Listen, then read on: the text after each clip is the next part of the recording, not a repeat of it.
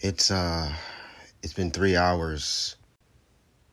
It's been 3 hours since I watched the new Spider-Man movie. And don't worry, I'm not gonna spoil anything, but cause I'm gonna do a review for it, but I still need some time to process everything. But all I'm gonna say is this movie has made me proud to be a Spider-Man fan. Enough said. Go see this movie.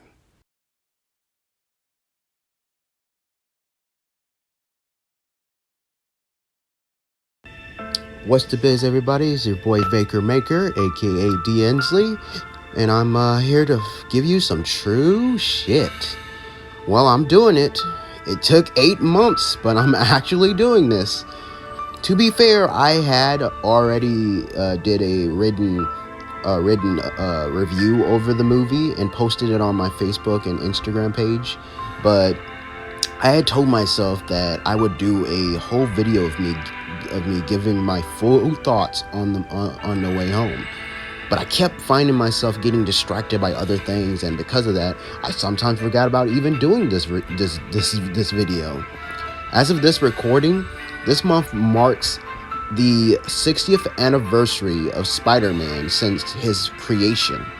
He was created by two legends, one a written editor known as Stan Lee, and the other being the artist, Steve Ditko. Since then, the web-slinger has gone on to become arguably not only the most popular character in Marvel Comics, but the third most popular character in all of comics, only behind Superman and Batman. So I thought what better way to celebrate this occasion with finally doing my review on the latest live-action Spidey film. Granted, it is. I am posting this literally on the last day of August, but hey,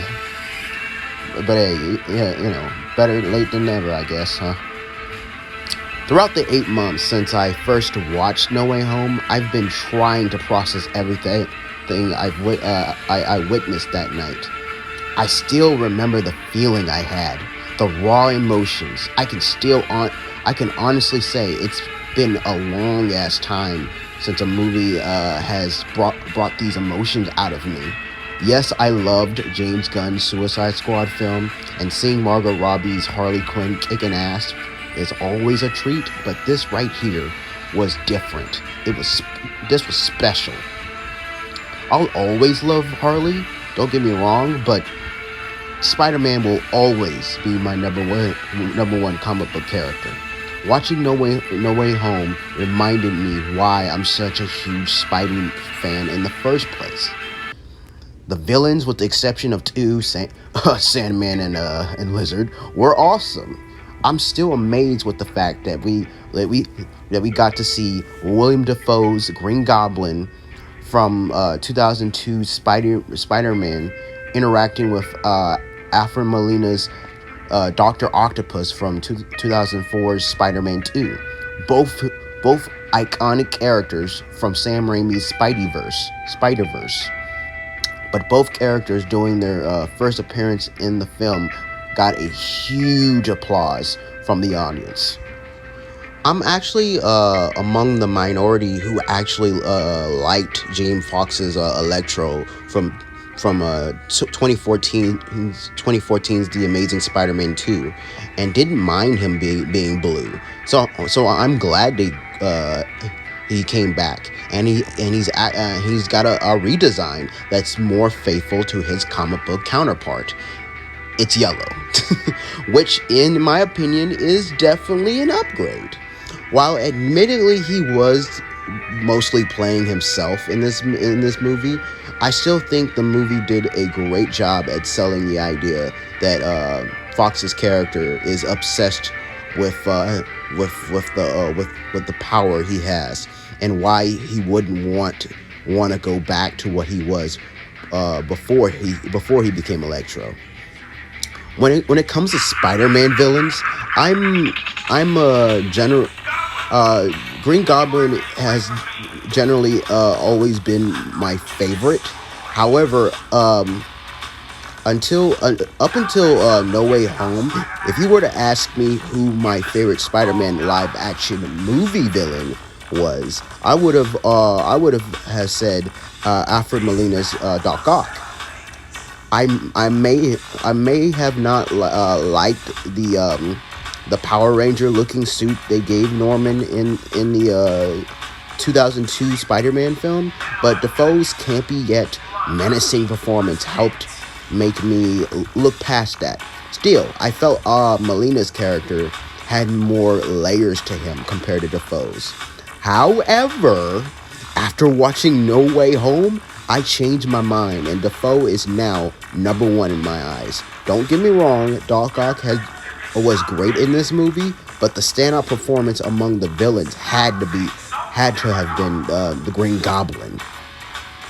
I was more afraid of Defoe's Green Goblin than I ever was before. Sure, the other villains in this movie definitely gave Tom Holland's Peter trouble, but the biggest threat and the one who left the biggest impact on him had to have been Norman Osborn.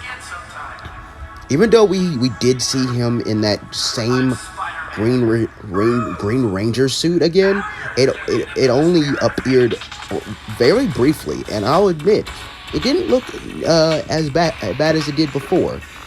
It looked all right. What they did was give him a second costume to wear in this movie, and he looked way better.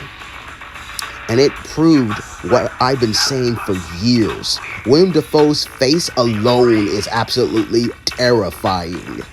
And when he switches from Osborne's normal persona to his alter ego, he steals every scene he's in.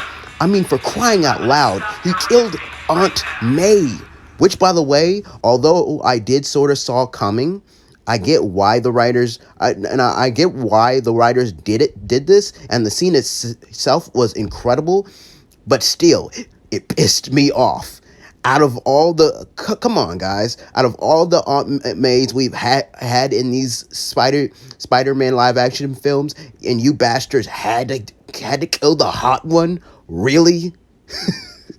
But on a serious note, regardless, it was still a really great scene, and I gotta give it to Marisa Tomei. I hope I'm pronouncing her name right in this movie. While the previous two Tom Holland Spider-Man films haven't had her do much, Tomei really showed her acting skills in this one, especially her death scene. Both her and Holland's performances in that scene felt very realistic, which made it very chilling to watch. I really do like that the MCU has made her the Uncle Ben for this version of Peter Parker. That's right, not Tony Stark / Iron Man. She even gave Peter the iconic line, "With great power, there must also come great responsibility."